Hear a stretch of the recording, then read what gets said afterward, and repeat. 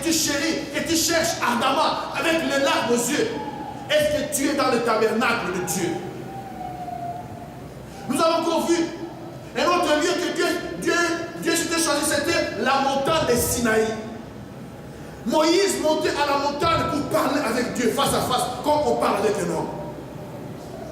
Est-ce que mon frère, ma soeur, est-ce que tu es à la montagne de Sinaï, toi?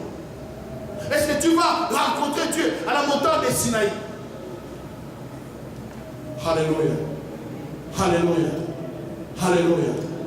Parce que c'était à la montagne que Dieu avait élu domicile. C'était à la montagne que Dieu attendait Moïse. Et ensuite viendra le temple. Amen.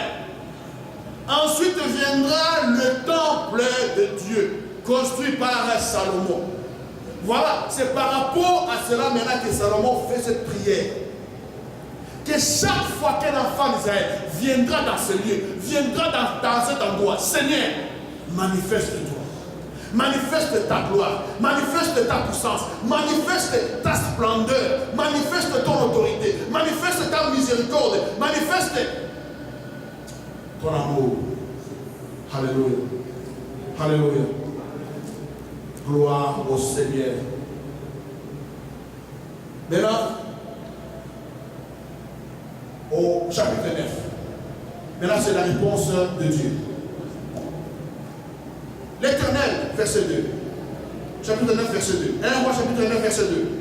L'Éternel apparut à Salomon une seconde fois, comme il lui était apparu à Gabaon. Et l'Éternel lui dit, j'exauce ta prière et la supplication que tu m'as adressée.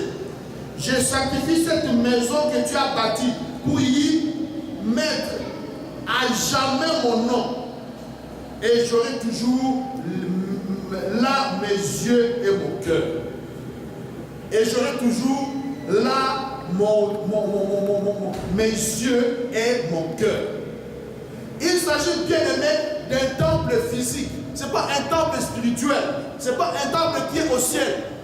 Ici, il est question d'un temple physique. Dieu dit, Salomon, j'ai écouté ta prière. Je l'ai exaucé. Je sanctifie. Ça veut dire, je mets à part cette maison qui porte mon nom. J'en fais ma demeure. Je lis domicile. Quand tu demandais aux enfants d'Israël quelle était l'adresse de Dieu, ils te disaient que l'adresse de Dieu c'est le temple de Jérusalem. Alléluia. Avant le temple, quand tu demandais à Dieu où se trouve votre Dieu, quand tu demandais aux enfants d'Israël où se trouve votre Dieu, ils répondaient notre Dieu se trouve dans le tabernacle. C'est comme si toi tu répondais que j'habite sur la rue François numéro 25 à Laken, la ville de Bruxelles en Belgique. Alléluia. Alléluia. Gloire au Seigneur. Et bien aimé, la Bible nous dit que quand Salomon a terminé de consacrer la maison, la gloire de Dieu est venue. La Shekinah glory. La Shekinah est venue couvrir tout cette maison. Voilà pourquoi Jésus va dire que ma maison sera appelée maison de prière. Ma maison sera appelée maison de prière. Mon frère, ma soeur, c'est dommage que les chrétiens, au nom d'une fausse liberté, ont banalisé les côtés physiques du temple. Parce que laissez-moi vous dire que même dans l'Apocalypse, la Bible parle du tabernacle et du temple de Dieu. Quand Esaïe a vu la vision, Esaïe a dit que j'ai vu Dieu dans son temple. Alléluia. J'ai vu Dieu dans son saint temple. Donc, la réponse à la question, quel est le temple? Oui, c'est vrai, le temple est dans mon cœur. Mais ce n'est pas tout. Il y a aussi un temple physique. Il y a aussi un temple physique que Dieu a choisi, où Dieu a élu domicile. Regardez, dans ces deux visions, et dans ces deux révélations dont je je viens de vous parler, où je me bats avec les forces des ténèbres, la bataille, elle n'a pas lieu sur la rue. La bataille a lieu où?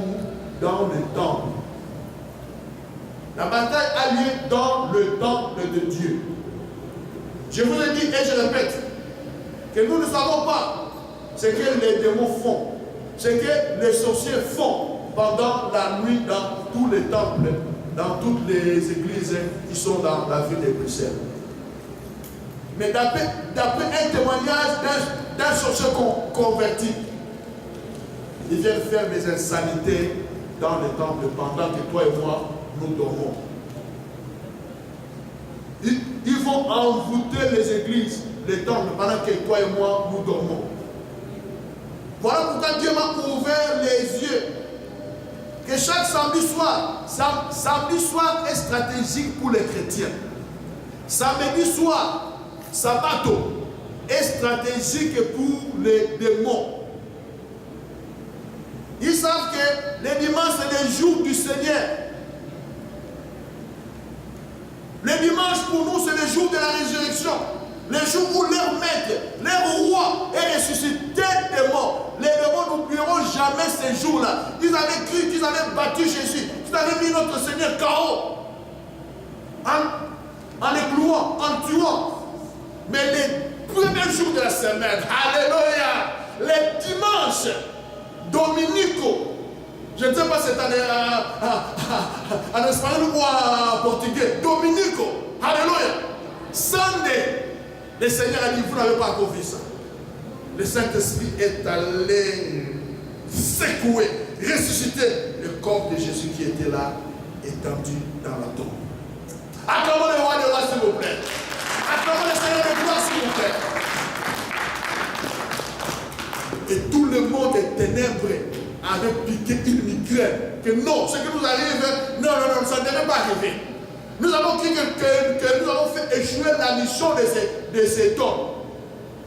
De ce qu'ils appellent Messie. Alléluia. Alléluia. Gloire au Seigneur. Gloire au Seigneur.